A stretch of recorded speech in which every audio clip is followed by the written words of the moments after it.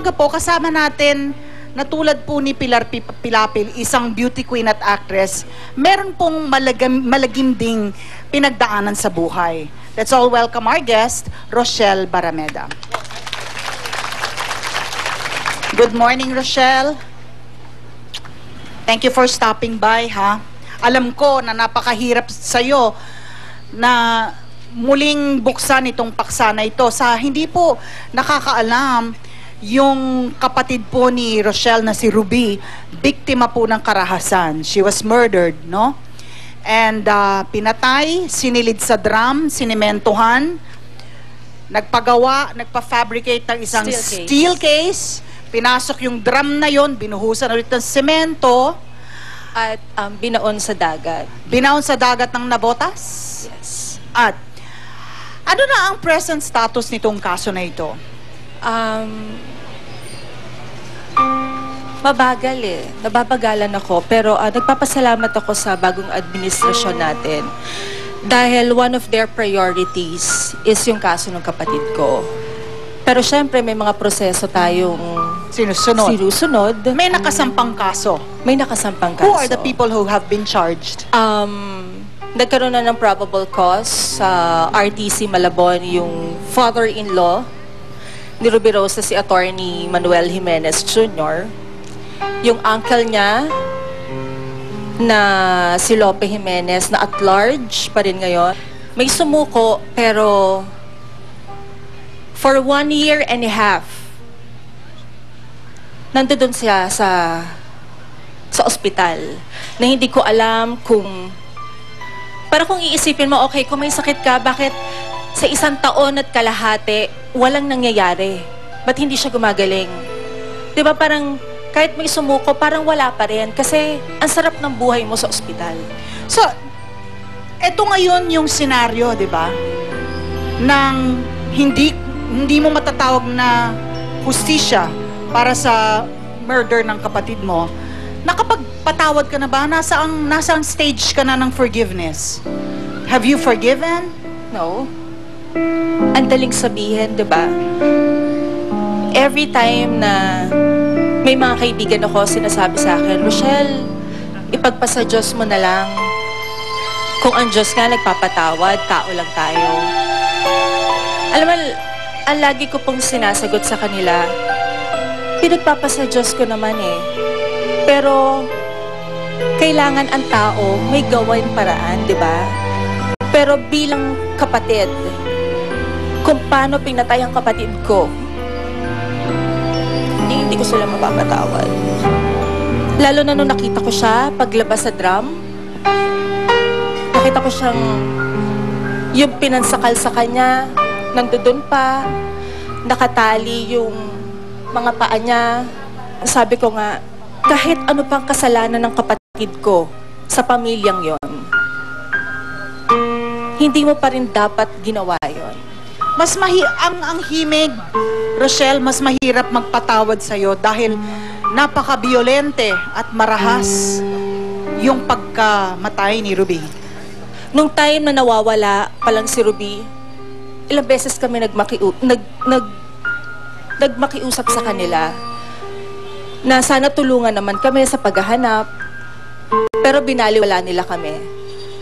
Natagpuan si Ruby, wala rin sila ginawa. Pinagkait pa sa amin ang mga anak ni Ruby. Yung mga ganong pagkakataon, paano mo masasabing mapapatawad mo sila? Sobrang hirap ang ginawa nila sa pamilya namin. Sobrang hirap emotionally. Kasi very open sa akin ang kapatid ko. Isang beses nga lang siya sinaktan physically, pero emotionally, grabe. Grabe, for 7 years na nagtiis ang kapatid ko. Darating ba ang panahon, Rochelle, you think, yung sinasabi natin kanina that time heals all wounds? Pinagdadasal ko po yun lagi. Rochelle, yung mismong pumatay kay Ruby, napatawad mo na? Hindi ko alam bakit. Yes, meron ako napatawad. Sino yan? Yun si Manuel Montero. Siya yung sumuko, siya yung siya yung nagsole sa amin. Siya yung nagbaon kay Ruby doon sa Navota. Siya rin yung nag-retrieve kay Ruby. Sabi ko nga, utang na loob ko sa kanya yon kasi 2 years and 3 months of searching, wala kaming lead. Kung hindi siya lumabas, hindi namin makikita kapatid ko, hindi namin siya mabibigyan ng magandang burol, hindi namin siya mapapalibing. Sobrang sama. Ang sama ng ginawa nila na yun yung nakakapag-ano sa akin ng sobrang galit. Isa rin siguro sa hindi ko rin mapatawad.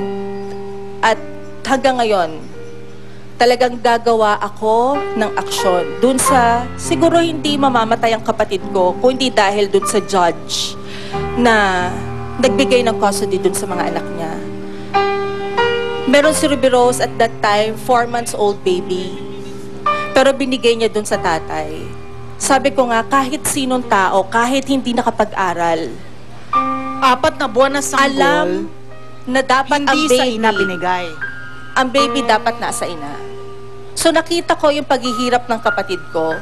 Dumating sa punto na pinagbawalan siya pumasok ng subdivision, pinagbawalan siya pumasok ng eskwelahan, no wala namang court order. May mga bagay-bagay na nagawa ako na hindi ko rin alam bakit. Pero ngayon pala magagamit ko sa kaso ng kapatid ko na makakatulong kung paano talaga siya pinahirapan. Ikaw ba, Rochelle, pag napapanaginipan mo si Ruby, anong hinihingi niya?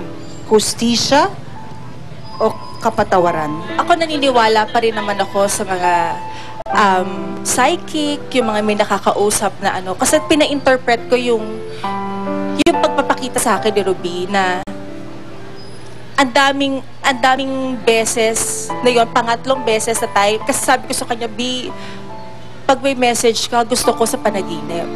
Kasi matatakotin ako. Sabi ko, may mission pa ako. Noong time na yon na kung aalis ako, dapat may mangyayari na sa akin masama. May nakaabang na sa akin.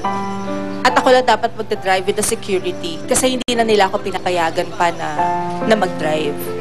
So, 3 beses niya na sinave ang buhay ko.